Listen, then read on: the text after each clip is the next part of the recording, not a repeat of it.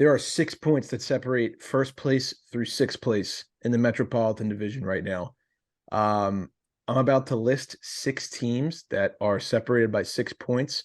Keep in mind, only 5 of these teams can make the playoffs. One of them will have to miss. These 6 teams are the Devils, the Hurricanes, the Rangers, the Penguins, the Islanders, and the Washington Capitals. What are your thoughts? What's going on here, fellas?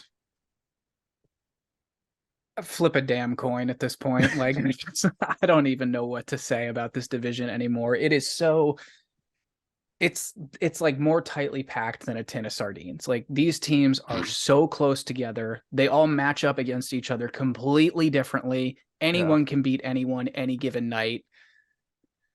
That's I hockey, baby. Right now I'm just gonna Yep. have to go with my gut and say the Islanders miss.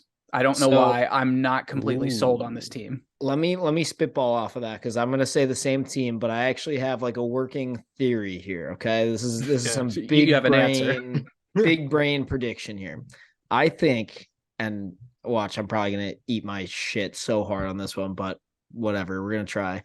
I think the Islanders are gonna miss the playoffs by like couple points.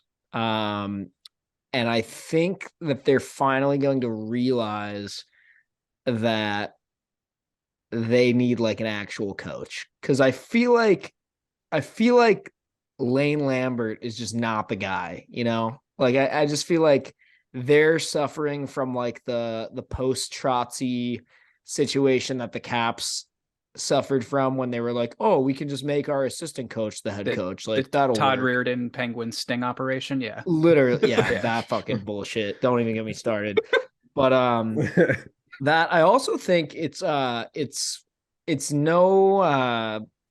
small matter that Varlamov is hurt right now. I'm not really sure how long he's going to be hurt. It might be something minor, but he was kind of like sharing time, like I'd say like 60-40 almost with Sorokin taking like 60% of the games, Varley taking like 40%, and like he was playing He's really, playing really really well. well. Yeah. And so now Sorokin's gonna be asked to kind of take on a little bit more of the weight.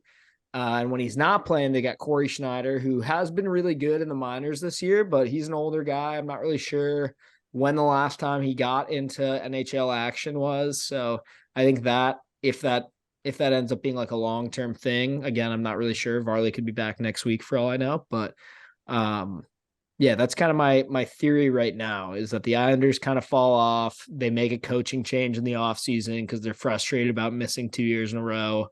Um, that's where I see it right now. Yeah, and just to further build off that, I mean, Sorokin has been kind of streaky this year. He started out super hot, and then he lost 5 in a row. And then I think last night he had a shutout against the Avalanche. So it's been a little bit of a up and down season for Sorokin. Mhm. Varlamov has played pretty well. I think I read earlier today he's 8-3 in his last 11. I mean, he's been playing pretty well. Much more consistent than Yeah. Sorokin for sure. Yeah, it's an interesting time because I think if you would have read this list to us at the start of the year, we all would have said New Jersey's the one out.